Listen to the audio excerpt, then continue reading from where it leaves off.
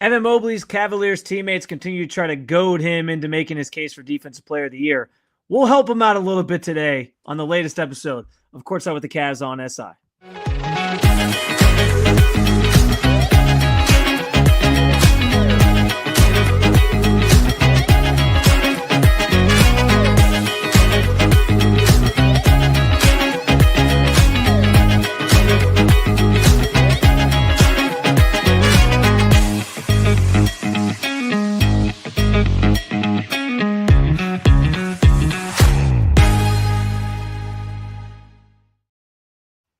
Welcome on into another episode of Courtside with the Cavs on SI. I'm Spencer German, my partner here, Spencer Davies. Yes, we are both named Spencer. If you didn't know by now or you're new to the podcast, we like to call ourselves Spencer Squared sometimes. So you're here for the full Spencer experience. It'll be a fun one today. Got a few things to get into, including keeping the Cavs 60 wins in perspective. Also inching a little closer to clinching that number one seed in the Eastern Conference, and a potential, I don't want to say it's a secret lineup, but a potential weapon of a lineup that Kenny Atkinson could potentially deploy in the postseason that we haven't seen quite enough yet during the regular season. But a lot to get into. We encourage you to follow along with us at Courtside with the Cavs, the podcast with the Cleveland Cavaliers on SI YouTube channel, or many of you might be watching this right now. You can subscribe, like, comment, whatever you want to do. Get involved in the show. We appreciate the comments. We always try to get to some of those during the podcast. And you can find a ton of content over there as well, including post-game commentary from Kenny Atkinson, Donovan Mitchell, etc., from games, including last night's win over the Knicks, and lots more. Spence, how are you feeling after last night's debacle with our post-game show where, dude, 5G just was out? It was out for a good 30 minutes. I was driving home. No texts were coming through. There was nothing. It was bad. It was back to the Stone Age, man. We couldn't communicate with each other. But I thought that was hilarious because I thought that the Cavs just kind of played us out. It was like, okay, guys, it's 1:45 a.m. Get the heck out of the arena and go home and get some sleep, please. So that's how I viewed this. But I thought the show last night was great until those technical difficulties. So hopefully our listeners enjoyed it and our viewers enjoyed it. But I'm ready to go on this podcast. Got a lot to get to. And I think that it's good to have been in the arena for a few days. It felt like forever since they were on that West Coast road trip. And you finally got back into the swing of things. We had a ton of content go up on the YouTube channel last night. You got a couple. You had DG and Evan in the locker room. I got Isaac, Jared Allen, and Donovan Mitchell, Kenny Atkinson, pregame, postgame. So we're getting that back up and running again because we've been missing so much time since they've been away. So it's been nice that they're back in town. We even got some practice video for you. Yeah. So it's been good. By the way, we tried to give a trivia question on the post game last night. I don't know if the answer was ever actually shared on the air because I don't know when we froze, when we cut out. So we will give you that again when we talk about the Cavs reaching 60 wins here coming up. But I do want to start, Spence, with Evan Mobley and his case for Defensive Player of the Year, because we were sort of given some homework, I think, from Donovan Mitchell he said it's on us, it's on you as the media to make the case for why Evan Mobley should be Defensive Player of the Year. He also, as his teammates encouraged him, said it's on Evan Mobley himself, because for whatever reason, Draymond Green can sit behind a microphone and just simply say, I should be Defensive Player of the Year, and that influences the Vegas odds for who's going to be Defensive Player of the Year. And they want Evan Mobley to try to do the thing. So, Spence, when it comes to Evan versus Draymond, I think there's some interesting things to look at. Obviously, the stats are part of this, and we'll get into some of those. But I also think it just starts with the idea that everything that Evan Mobley does for this team, I think some of the more overarching stats that we'll talk about are almost more important than even some of the individual things that he's done, because it's stuff like when he's off the floor, the defense takes a dip. And I know you have the numbers on that. There's certain things that you can see his influence. It's almost like when people try to make the case, and I think they do this a lot in football, right? When somebody gets hurt and then that team just absolutely tanks the season, and it's this guy should be the MVP because look how valuable he was to his team once he was off the field. It's almost kind of like that where there's so many things that point to Evan having such a tremendous and important impact on both ends of the floor, but especially the defensive end of the floor out there. The Cavs struggle in certain areas, not struggle because they're still a really good team, but like you see the dip, it's noticeable. And that's why I think Evan has obviously cemented in his own right his case, on top of some of the individual stuff, which we'll also talk about. Yeah, it's just his ability to guard pretty much 1 through 5. And I think that's really where the impact lies. He can be a rim protector. He can be a roamer, that free safety role that we always talk about when guys are out switched down to the perimeter and he's coming out of nowhere to block a shot or alter a shot. He can match up with guards on the outside and guard them, stay in front, and also bait them into trying to take bad shots. So those are the things that I look at when it comes to Evan. I think that he's improved even more so as a rim protector, just being that kind of anchor than he has been in years past, just because he has a little bit more of that strength in the upper body and also even, in his legs too. He's insanely good at timing blocks. He is really good at staying on his feet and not biting on pump fakes. And I think that he's really good at timing a lot of things that are really tough to do. He reads plays kind of before they happen. And I feel like Evan's just only gotten better at that end of the floor. We haven't even touched on his offensive growth enough, I think, this season. But the other side of the ball is just something that he continues to sharpen his game on. And that's what makes him as deadly as he is. And, man, the play he had the other day, a transition take by one of the Spurs and tried to get him on a pump fake, and he stayed on his feet and ended up blocking the guy. That is a play that a lot of guys fall for. And especially in the heat of the moment, you're chasing them down in transition. That's a really, really tough skill to have, especially when you're fatigued, you're on the floor for a ton of minutes, and his processing time is second to none.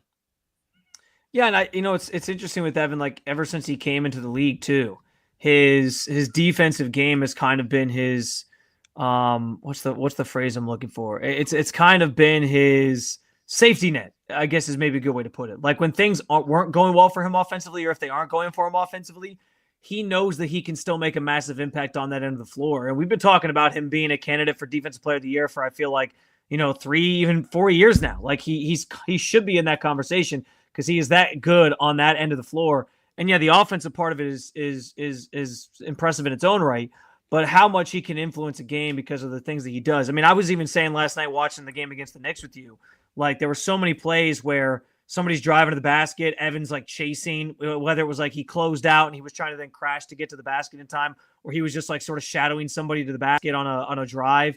And I always think he's going to get there because I've seen Evan at this point make some really impressive plays where it didn't seem like he was going to get there, and then he somehow got there. So I just assume at this point that he's going to make all those plays at the rim because he's that good. And he doesn't make all of them, but he certainly makes a lot. And so as you get into like the nitty-gritty stats on this, I have a few things. I know you have some others as well, but like the argument between him and Green sort of centers around like two different, I think like if you're talking like traditional stats, like the two that sort of stand out. Evan has Draymond beat obviously in blocks. He's 6th in blocks in the NBA. He has 107. Draymond isn't really even close to that. His defensive rating is like a whole point better, basically. He was 108.3 versus 109 going into the Knicks game last night. I didn't check the updated one as of today for what that is, but he's basically like a whole point better in terms of defensive rating. And then where Draymond makes his case statistically is like with steals. He has more steals, more like he has 86 to Mobley's 53 is what it was going into last night. And he's been better in terms of like field goal defended field goal percentage. So like the opponent's shots percentage of the time that they're going in. Draymond was giving up 42.8% versus Mobley 43.9%. But what I think is interesting with that number specifically, Spin, is like Evan plays more minutes. Like he's on the floor more than Draymond is. So there's more of an opportunity for guys to obviously make shots against Mobley when he's on the floor more. And when on top of that, you have Evan Mobley, who is so important to the offensive end of what the Cavaliers do, that at times, yes, he's going to be gassed. He's not going to be able to give it his all on the defensive end because he just gave it his all on the offensive end. Like there's more opportunities there for guys to take advantage of that. So I think that can't be understated here as well. It's like how important he is on the offensive end. And he's still doing what he's doing on the defensive end of the floor. It's not easy to keep it up on both sides. And that's what makes it really impressive. And Evan growing his offensive game has not affected it one iota on the other side. And I wanted to bring up some matchup data here first before we got into the defensive rating stuff. Yeah. So the guys that he's had the most success against this year are the ones that he's really been compared to or has been linked to in his career. And that's one, Scotty Barnes, who, according to NBA.com's matchup data, is 8 of 22 from the field with 3 turnovers. He's blocked them twice, and he's shooting 36% from the field. So, Scotty, there's one. We know that Jaren Jackson Jr. has also been kind of his mirror image on the other side in the Western Conference. In the 2 matchups that they've had, Jaren is 2 for 9, 22%. Mobley's blocked him twice. And then you also have another guy in there that has had a lot of opportunities against him, and that is Giannis Antetokounmpo. And he's gone 11 of 20 from the field, but Evan has still forced 3 turnovers on him. So, like, you look at the guys that he's guarded the most and has kind of matched up with. I know that Cat had a pretty decent game against him last night, but you also have to say that Cat had 7 turnovers in last night's game. So those are things that don't really, show up too much because you see like gaudy numbers and stuff. But those are the things like cutting off drives and making sure you're staying in front, sending him to the help because Cat was seeing a ton of bodies when he got to the rim, or even just making sure that you want to stick to the game plan. The game plan last night against the Knicks was to make sure that Karl Anthony Towns did not shoot the basketball. I think he only got 3 threes up total, and they made him a driver. Like, those are the intricacies of the game that I think that Evan is really solid at, following a game plan and, again, fostering the growth that he's had. Another one that he's obviously gotten familiar with because of the playoffs last year and how many times he's matched up with him. Franz Wagner, 2 of 10 from the field, and he's forced a turnover on Franz. So those are the kind of things that I'm paying attention to when it comes to the Defensive Player of the Year race. Yeah. We'll get to the defensive rating dip, which is different than in his years past. So in his 4th season, this season, the Cavs are allowing 5 more points per 100 possessions when he's off the floor. So that would say, let's look at this number. So when he's on the floor, the Cavs are allowing 110.8 points per 100 possessions. Off the floor, the Cavs are allowing 115.8 points per 100 possessions. Yeah, that's I huge. know that sounds like a nerdy stat thing, but like that's a significant bump because last year, his impact, obviously we know that Evan's an amazing defender, but if you look at the metrics, last year the Cavs were only giving up 0.7 points per 100 possessions more when he was off the floor. So that's a significant change. And, according to Cleveland Glass, that's in the 77th and 87th percentile among his peers. So that's a big deal. Yeah, no, 100%. That was the one I alluded to earlier that I wanted you to get to, because that speaks to, again, when his impact. It goes back to that argument I made of like sometimes people try to argue MVP being the guy who's hurt and his team stinks without him. Like, not that the Cavs stink without him, but like there's a clear statistical evidence of his influence when he's on the floor versus when he's not, and the dip that happens when he's not out there. And I mean, listen, he's such a good defender too, Spin. Like, we have seen teams, the strategy they've deployed now against Mobley at times has been when he's out there by himself without Jarrett Allen and he's playing the 5 basically, they try to do things on the offensive end or that will pull him out of the paint. Like, they'll switch him to get him out so that they can attack the rim a little bit better because they know he's such a prolific defender in there. Like, and that's the other part of this too, right? Is like how Mobley's presence impacts how other teams attack you, right? That is a game plan centric idea that I'm bringing up that teams are looking at and saying it worked. Like, during that 4-game losing streak, you were seeing a lot of that. A lot of teams trying to get Evan Mobley out of the paint in different ways when he wasn't out there, when he was out there without Jarrett Allen. And so again, like when teams are sort of game planning around that part of Evan Mobley's game, it speaks to how dominant that he is. And again, this is no disrespect to Draymond Green. We know Draymond Green's been a tremendous player throughout his career.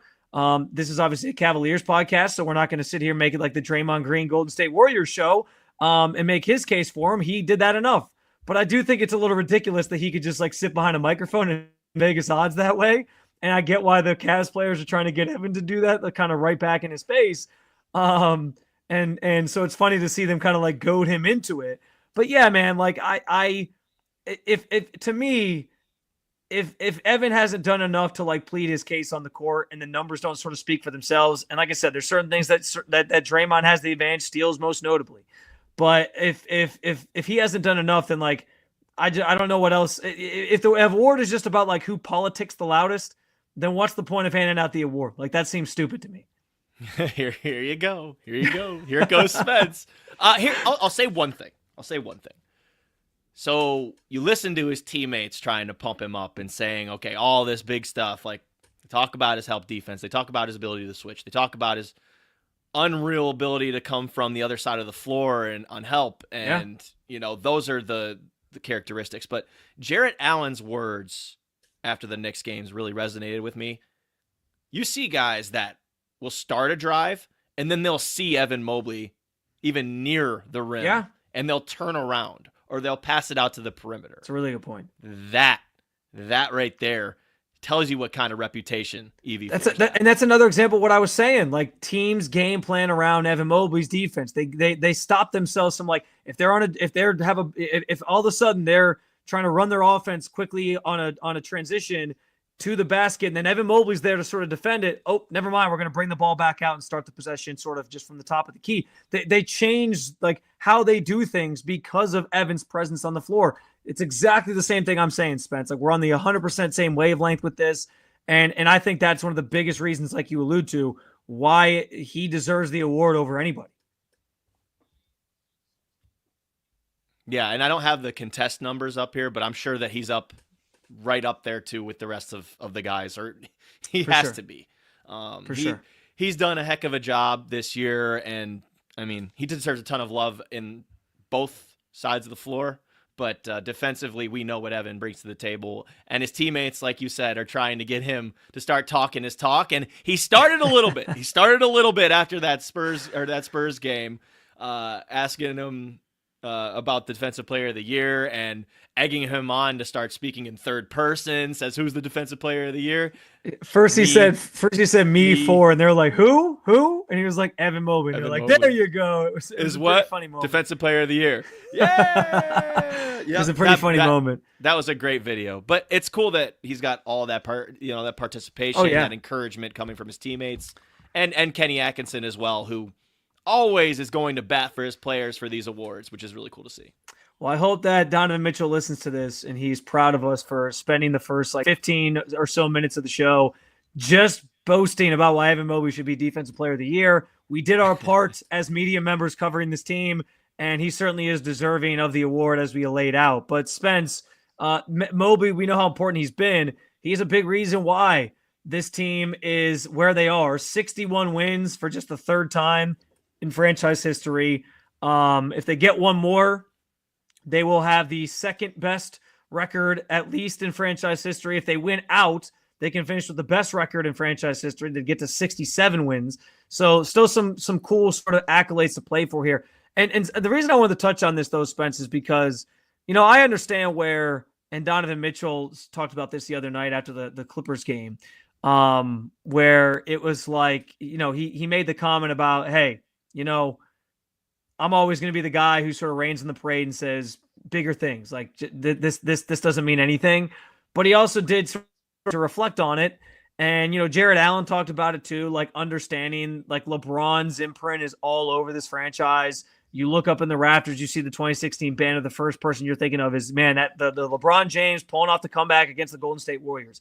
Like there's so much of this team's history wrapped up in LeBron, but like for this iteration of the team in the post LeBron era to get to this mark, I understand that we're all going to measure this team ultimately by what they do in the playoffs, and that's kind of just par for the course in sports and in the NBA.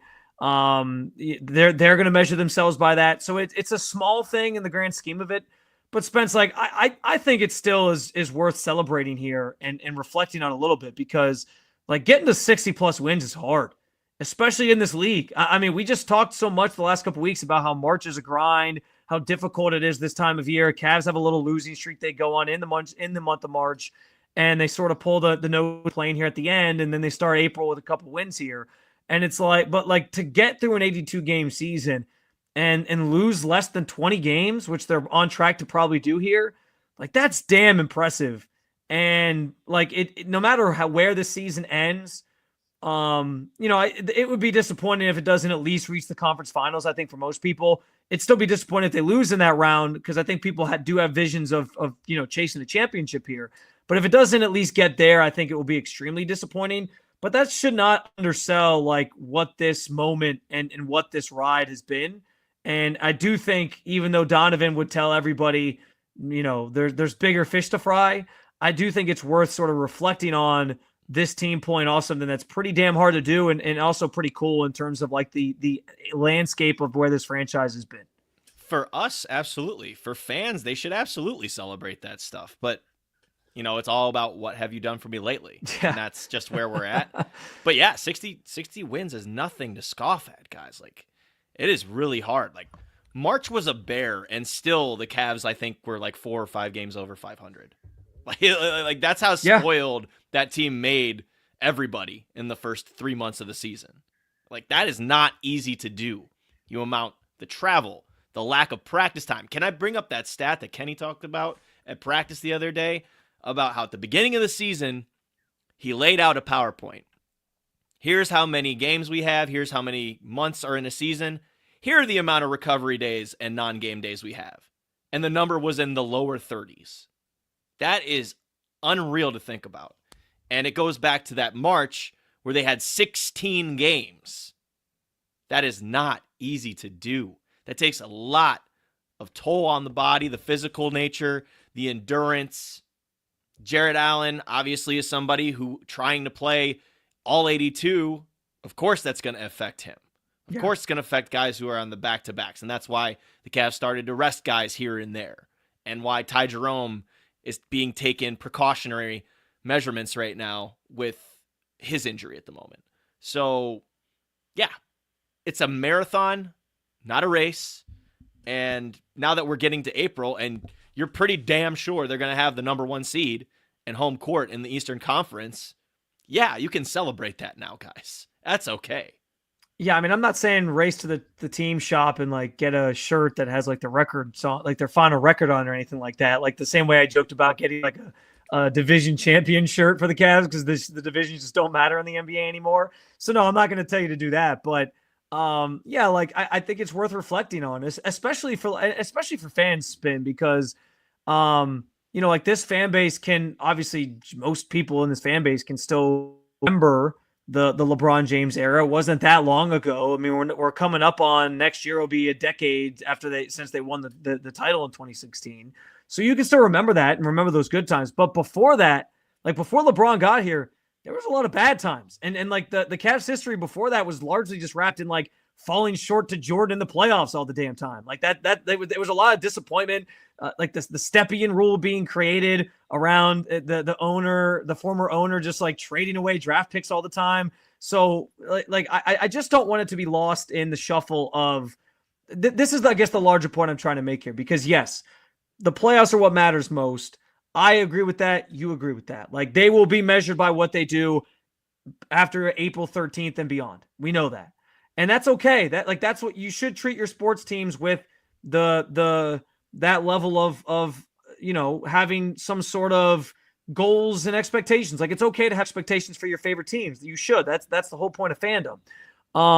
But I also don't think like we can just gloss over 60 plus wins. And if they finish with the most in franchise history, like what a cool sort of thing that is, because it is like the first group to do without LeBron and do it in a way where like after LeBron, like people didn't know if this team would ever or how long it would take to get back to prominence. And here you are like 5 years later and we're talking about a team that has a chance to win an NBA title. Like that's not something to take for granted, I think, is my larger point. So yes, as much like this season has been enjoyable. It has been fun. It's been fun for us to cover. So I can only imagine it's been fun for fans.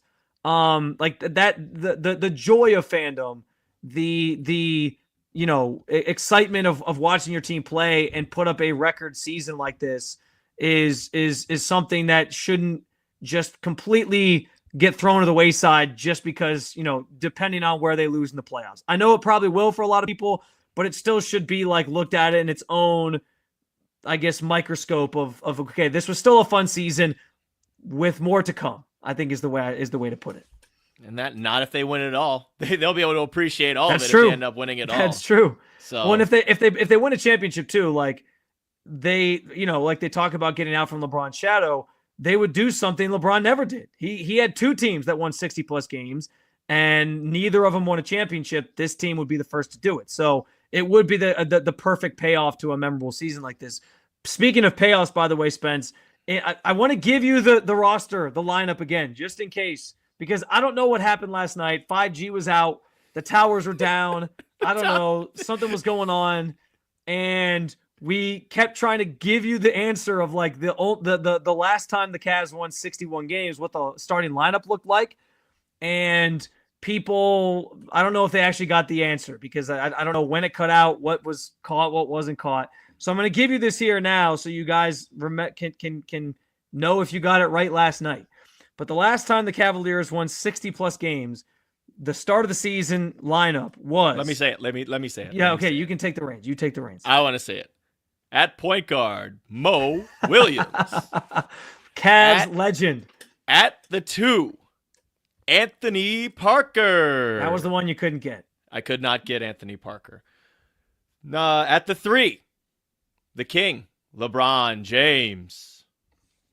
At the 4, jumping, jamming, J.J. Hickson. Wouldn't trade him. Wouldn't trade him for Amari Stoudemire if their life depended on it. And at the 5, the big witness protection program, Shaquille O'Neal. What a lineup. What a throwback lineup. I was in my, what was that, 09-10? So then I would have had to be in my senior year of high school at that time. That's pretty crazy. Yeah, that's pretty crazy. That's 09-10. I still remember being so mad. That was my freshman year of college. Yep. I was at John Carroll. I was right down the road from the Cavs. And I remember watching. Actually, you know what? Funny story. Shaq actually came to campus and shot like a commercial. I have a picture of me like in the foreground giving like a thumbs up, and Shaq's in the background like walking into one of our buildings. He pulled up in that giant semi truck that he drove that was like called like the Shaq Mobile. I don't even remember what it was called. And it was like this massive semi. He pulls it on campus, parks. He's like bumping music as he pulls up. It was the wildest thing. And one of my fraternity brothers like met him. It was pretty crazy. So that's a fun story. My one year with Shaq in Cleveland, I interacted with him to an extent. So that was kind of cool. I still remember being so mad in that playoff series against the Celtics because the Cavs were trying to come back, and there was a transition opportunity where Ray Allen was getting down the floor, and he went to go for a layup, and Mo Williams tried to block him on a chase down, and the referees called a foul on Mo, but he completely missed Ray Allen. And I don't know, for some reason, that moment just sticks out in my head. I was at the Boneyard in Broadview Heights. I'll never forget.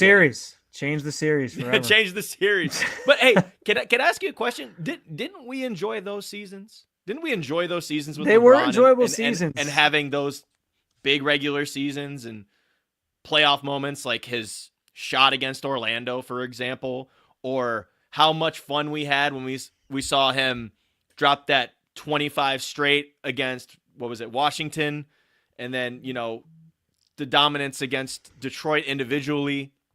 I still remember so many different moments from those series that I loved them. I loved those times, and I loved the regular season back then. What do you know?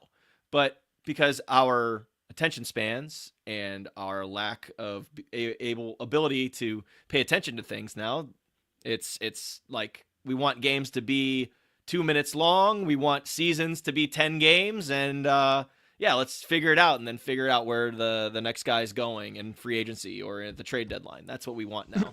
That's funny. What everybody wants. It is fun to think back, though, to the times where like we could be like true fans of this team, though. Because even like the year before, dude, I had an unhealthy hatred for Hito Turkoglu because of how he just destroyed the Cavs in the playoffs that year before where they lost to the Magic. I was so mad. I hated that guy. And Mikael Petrus and Rashard Lewis, and you even had Rafer Alston in there. I hated all those guys, but I hated Hito Turkoglu the most. Maybe that's why it feels like there's already kind of like a rivalry forming with Orlando now with this iteration of the Cavs. Maybe it's like the PTSD from that era, and now you have like some other guys on the team now that fans can like that are villains, like the Wagner brothers. Like people boo the Wagner brothers every time they're in Cleveland. So yeah, there's because of those times where they couldn't get past Orlando. I think there's just like this resounding hatred among Cavs fans for Orlando. But and they might see him. They might see him this year again. They could, but they won't see the Wagner brothers because unfortunately Mo is hurt. Mo's hurt, but yeah. I digress. I would not be stressing over that series. No offense. I know they're a physical team, but man, like their offense is a slog, man. Like that, the Cavs should beat that team in the first round. Dwight Howard absolutely abused, and I love Zydrunas Ilgauskas, but Dwight Howard was just dominating Z in that series. That was the. And I'll never forget, LeBron made that buzzer beater, and I thought, like, man, they're gonna pull this thing off, and then they didn't win a game the rest of the way. It was just awful, just sad. Yeah. Maybe that's why Cavs fans are always so salty about being quote unquote soft. Because they think back to the 2009-10 series. Yeah, really. That was there's a lot of PTSD from those years before. We want our Cavs to play football. We want Cavs to tackle people. This has been Spencer's vendetta for the last couple of days. He just keeps going back to the Can I just ask, the Heat beat the Celtics last night. I know that the Celtics were resting some guys, but were the Celtics not physical enough? Is that what happened? I haven't watched the game, so I can't tell you if they were the answer is no. It's called coming back from a road trip, and they're tired. That's just what we were talking about with the Cavs, just a week ago. Like, I would love for people to look at the league as a whole, more than just say, this is what's going on in our building, and that's the only thing that's going on. To see it in the context of the entire association, that would make me feel a little bit better. But I know people don't have time like that. So that's why I'm here to do that for you. Yeah. I know you'll be continuing this vendetta throughout the rest of the regular season and the postseason. Oh, they're not tackling. Why aren't they tackling? When teams are actually trying to be more physical with the Cavs, I'm sure you'll be harping back to this. Elbows Mobley or Allen in the chest, and it's not called an offensive foul, and all of a sudden the Cavs aren't physical. How'd that go for them, by the way, last Sunday when the Cavs bigs just absolutely dominated. No Mitchell Robinson last night either, so fans couldn't really get their physicality takes off because he's the king. He's the king of that with the Knicks. But one last thing we wanted to hit on today, Spin, and I think it's a pretty important one in terms of the landscape of how this team, goes about the playoffs and some different like wrinkles that Kenny Atkinson can pull or use come playoff time, because he talked pregame yesterday about this lineup, the core four that includes DeAndre Hunter, and how somebody asked him, like, do you like, where do you stand with like the starting five? Like, is it Hunter? Is it Strus? Like, have you made up your mind? And he kind of said, like, not by design. He hasn't used that lineup too much. And he actually said, like, it's been too small of a sample size. I actually want to see more of it before the end of the season. Well, so there's 7 games left going into last night. You only have so much time that you can now try to deploy that lineup. But we did see it on the floor last night. And it did actually spark, Spin, a key moment for the Cavs. They were down 15 points at the end of the first half, and they closed the half on a 9-2 run to cut the lead to just 7, the Knicks lead to 7 going into the break. And it was sparked by that lineup, the core 4 plus DeAndre Hunter. Some of the stats from this game, just kind of overarching here, were that the net rating of that group while they were on the floor together for about 4 minutes of time, I think it was 83. They had an offensive rating of 150. They had a defensive rating of 66.7, and they outscored the Knicks 15-6. And yeah, like so it was a really efficient, really effective group, especially on the offensive end of the floor. And it, I think, has people now sort of thinking, if that is now this kind of secret weapon of a lineup that Kenny Atkinson can use at his disposal come playoff time.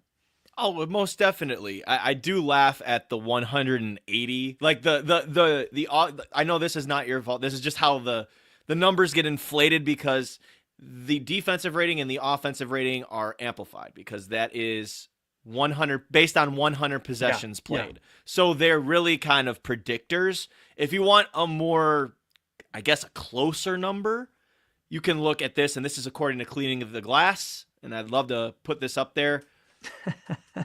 Offensive rating, 129.2. Defensive rating, 87. This is for the season. This is for the season, right? With that Correct. Group?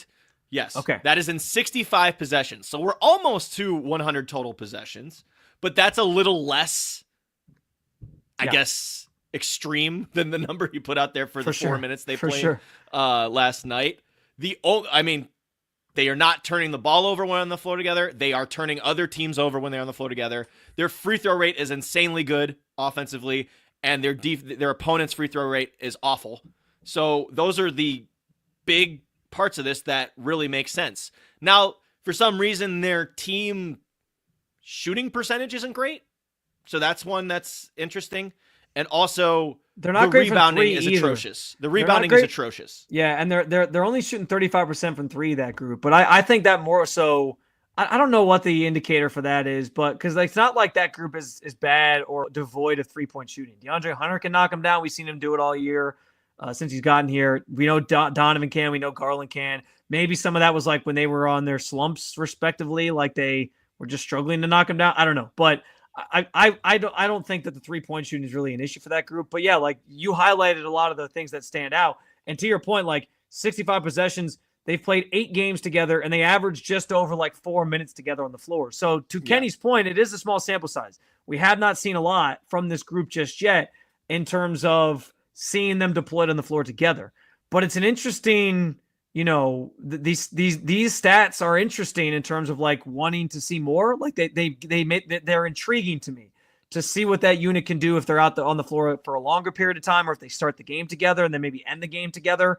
And I don't know if it's like Kenny trying to keep that lineup close to his vest to deploy it in the postseason. Like, hey, no one's going to expect we're going to start Max Strus, and then all of a sudden, second round of the playoffs, he's like, you know what? We're starting DeAndre Hunter tonight. Like, I wonder if it's something like that, like a strategic thing, or if it's truly just that, like, they've been rolling with Max, so he's just kind of kept Max out there. But either way, Spence, I don't think it matters if they start the game with that lineup, whatever. I think the most important thing is, like, when he's going to deploy that lineup in certain spots in the playoffs, and if it ends up being, like, a group that maybe closes the game out for you. But to me, it's just cool because it does feel like this is going to be something that is new, that teams won't have a lot of tape on, that is going to be a weapon for Kenny Atkinson in the postseason. And it gives you a weapon to switch defensively. It also gives you, on the other end, somebody who can create his own shot, as we saw last night when the Cavs were struggling and they didn't have their best offensive execution. DeAndre just kind of went out there and got you some. He got you some, some floaters. He had some 3-pointers that he made, but it's just his size that he can, even if shots are contested, they're not really contested because of how tall he is and how long his arms are. So that is the weapon that they acquired, is what they want. He's been primarily used as a 4 in the lineup with Dean Wade and Evan Mobley, but now you can see that next to Evan Mobley and Jarrett Allen, probably more as a defensive lineup. It depends on what the situation is. But Dre's going to give you both on each end of the floor. And it's another weapon for them to have. I think, to your point, he might be not trying to show his hands, Kenny. But I think also he loves how Dre and Ty Jerome play together. For sure. And that's something that he doesn't want to mess up either. So he's got options. Other points. Yeah. He's got options. And that's the most important thing. Because like the last couple of years, one of the biggest complaints about JB Bickerstaff, especially in the playoffs, that he didn't have a lot of levers to pull, right? He didn't change the lineup all that much. He just kind of stuck to his guns and stuck to what he knew. Kenny Atkinson doesn't have that problem. He's been trying different things all year. He knows he's got a lot of different things he can go to. If things get tough in a series, he can throw DeAndre Hunter out in the starting lineup and bring Max Strus off the bench and see what happens. Like I'm fascinated to see how he utilizes it, both in the final 6 games and in the postseason. But man, like that group together looked really, really good. They've played really, really well together all season in the spurts that they have. And it's going to be something the Cavaliers surely can utilize come playoff time, which I think everybody should be sort of paying attention to and keeping an eye on here in the weeks and months ahead. So, yeah, most definitely. I know that you're trying to probably get out of here soon, but we do have some things that we want to highlight, and we will get to your comments too. We did see that. Thank you so much for tuning in. Well, I was gonna say real quick, we're happy that we have listeners in India. I don't know if I'm gonna probably butcher this name if I try to say it, but Silesh, you think? Yeah. He says, huge fan of Cavs on SI from India. Cavs win, Celts lose, can't get better. We just need to stay healthy and get into the playoffs. I liked that we have some listeners in India. That makes us happy. We're international, Spence. How about that? We are international. He also jumped in and said, it was very exciting when the Cavs traded for Shaq. I still remember he said, I'm here to get a ring for the king. No one realized how washed he was. That's good. Yeah, Shaq was a little past his prime at that point, but it was there was fun a to have nickname him for in each town. stop. Yeah, it was fun to have him in town for a while, but he was definitely past his prime. But anyway, Spence, I give you the floor because I know you have something important you want to get to. Yes. So the first couple things we have to highlight that Donovan Mitchell was nominated for Teammate of the Year. I think that's huge, and I will have plenty of video on that coming up on my Twitter and X account. Just basically his teammates talking him up, and he himself talking about a brand new role that this season has brought him and why it's been so important for him to get out of his comfort zone. And that's pretty much led him to this nomination, I would say. His teammates love him. His coach adores him. And obviously the fans of Cleveland love him too. So unselfish, man. Very much so. Very much so. Jarrett Allen nominated for the Sportsmanship Award by the NBA. Another guy that is just so lovable, who's authentic. You can tell who he is. None of it is for the cameras. He had some really funny things talking about that part of his personality. And Donovan interrupted him yesterday, talking about how selfless he is and just him being in humble nature. And Jarrett joked that was 10 grand out of his pocket because he made Donovan say that. But it just goes to show what kind of guy J.A. is. But the big one here I want to highlight, and this is someone, he has not played for the Cavs. He did make a 3 last night, so I was happy for him there. But he's been working his butt off in the G League, and that's Emoni Bates. Yeah.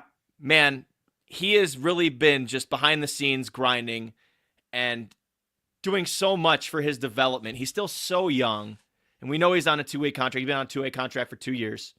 But he made a huge donation last night to the Bates Fundamentals Basketball Academy. He donated $100,000 for costs, for equipment, for gym renting. Like, that is a huge, huge thing. Yeah, for a guy him who's to on a do 2-way, yeah. That's pretty I was massive. going to say, that is a lot of money, and I know that program has to be just elated about that. And I know that there's obviously connections. His father runs it. His father is also very good in the grassroots space. But I just wanted to read Emoni's quote here. Youngins coming up above, all never stop believing in yourself. Hard work and dedication always breeds results. It's not always what meets the eye, but it will manifest in your character and humility. This one's for you. It's in you. So that's a huge donation from Emoni, but also for someone to be as young as he is, to make this kind of contribution and donation is just a selfless act. And he's a really good kid at heart. Yeah. And I think all those awards, the Teammate of the Year, Jared as the Sportsmanship Award, and Emoni, just not with an award per se, but with this donation. We talk so much about this Cavs team. There's no drama. They're all like generally pretty good guys. Like, they all get along. I think this is just another testament to that. Like, the things that they're being nominated for and recognized for, and the things that they're doing, the work that they're doing, it speaks to a group that really does like get it. They get along, and they're trying to do like right in the communities that they live and work in. Max Strus, his family foundation, has done a ton around Cleveland since he's gotten here. I know that you look at Evan Mobley doing all of his stuff. Right. He was just at a high school the other day. Like, they have a lot of involvement in the community, and it's really cool to see. I know that so much of the NBA has become about like the drama and this guy going here and that guy going there, and Stephen A. Smith and LeBron exchanging barbs on ESPN or whatever. But man, like I guess in some ways that this is probably part of the reason why people think the Cavs are soft, because they do everything right. There's not any drama. But you can't say enough about this team, the characters that are on it, and the good stuff that they do. And like the fact that you have Donovan Mitchell and Darius Garland interrupting Evan Mobley's press conference to like try to get him to say he's Defensive Player of the Year speaks to like how close knit this group is. Like they're having fun. They're enjoying this ride. You should too as fans, because 60 wins is hard to get to.